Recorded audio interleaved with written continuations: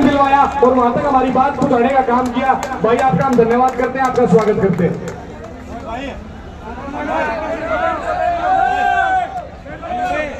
पीछे हो जाओ, पीछे।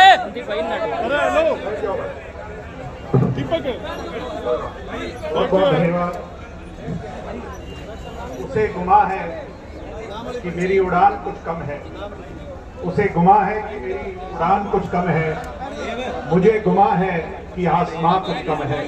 सम्मानित साथियों, आज छत्तीस बिरादरी के लोग, कोई क्षेत्र नहीं, कोई राजनीतिक दल नहीं, कोई खाप नहीं, कोई किसान संगठन नहीं, बल्कि ऐसा लग रहा है कि पूरा इलाका, पूरा हरियाणा, यूपी, राजस्थान, समूचे संघर्षशील लोग आज एक मंच पर अपने नौजवान विद्यार्थी साथियों का साथ देने आए हैं। ये अपने आप में एक ऐसा नजारा है, यूं लगता है कि संघर्ष तो जारी है और वो दिन दूर नहीं।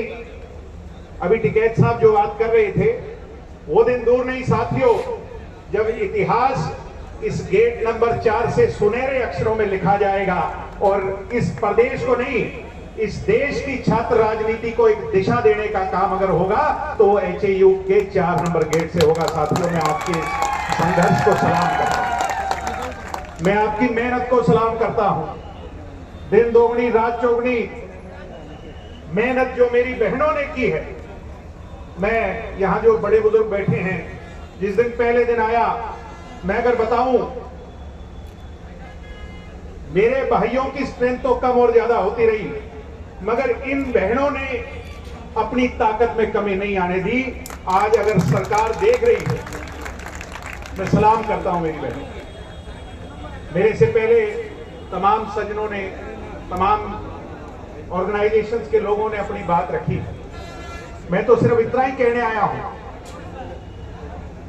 कि वीसी साहब, आपके अत्याचारों का घड़ा जो है वो ठाडा भर लिया, पाप का घड़ा भर लिया और बीच में एक रंग देने की कोशिश हुई। मीडिया के लोगों से कहूंगा कि इसे जाति पाति का रंग दो और किसी तरह इस सारी की सारी मूवमेंट को तोड़ने की कोशिश करो।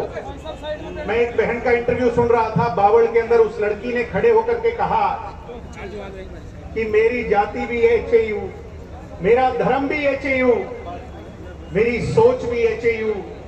आज इन बेगैरत लोगों की सोच पर आप लोगों ने तमाचा मारने का काम किया है, जो इसको जाति पाति का रंग देना चाहते थे साथियों।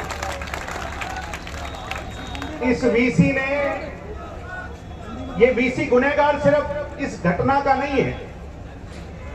उन बच्चों के साथ जो किया वो तो किसी से, वो कहते हैं प्रत्यक्ष को प्रमाण की आवश्यकता नहीं होती। सम्मानित बुजुर्गों, पीछे यहां पर एक लड़की होती थी, हमारी बहन साइंटिस्ट, मैं नाम तो नहीं लूंगा मंच से, मैं नाम नहीं लूंगा मंच से। उस लड़की ने सुसाइड किया था यहां पर, याद है कि नहीं आपके? उसका गुनहगार कौन है? ढीले ढीले ना बोलो भाई। 10-10 mm के सिर पे कट लगे। एक तरफ बीजेपी की सरकार कहती है कि कुलपति को गुरुपति कहो, गुरु कहो, देवता कहो, और वो गुरु लाठी उठा करके भांजने का काम करे, नौजवानों को उनकी अस्मिता पर चोट पहुंचाने का काम करे। इससे बड़ा पाप और इससे बड़ा गुनाह नहीं हो सकता साथियों। जिसे देवता का रूप दिया, अगर वो देवता अपने हाथ में हथियार उठा लेगा तो फिर विश्वास किस पर रह जाएगा? सम्मानित साथियों, हम गवर्नर से मिले, गवर्नर साहब ने हमारी बात को सुना और कहने लगे बात तो भाई तुम्हारी ठीक है। तो मैंने कहा गवर्नर साहब फिर गड़बड़ कहां है? गवर्नर साहब के पास जवाब नहीं था।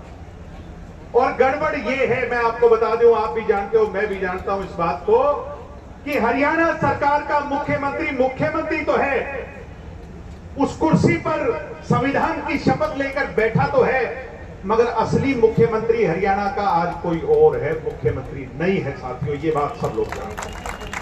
वो फैसला नहीं ले पा रहा। मुख्यमंत्री चाहता होगा कि मैं इसको हटा दूं, मगर वो फैसला नहीं ले पा रहा। देर हो सकती है, अंधेर नहीं। यह आपने जो पसीना बहाया है, इसका जवाब इन लोगों को देना पड़ेगा।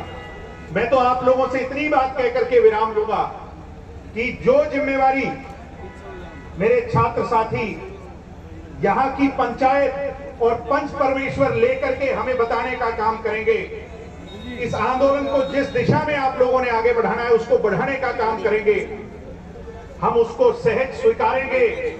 और इन आज जो हमारी किसान ऑर्गेनाइजेशंस खापे आई हैं, एक नौजवान होने के नाते आपको यह विश्वास देता हूं कि आपकी पगड़ी को नीचा नहीं होने देंगे। इस लड़ाई को इसके अंजाम तक पहुंचाने का काम करेंगे।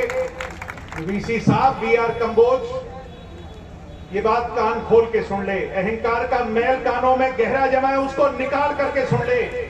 वीसी की कुर्सी तो भाई छोड़नी पड़ेगी, आज छोड़ या कल वीसी की कुर्सी से अब जाना पड़ेगा, वो दिन दूर नहीं है।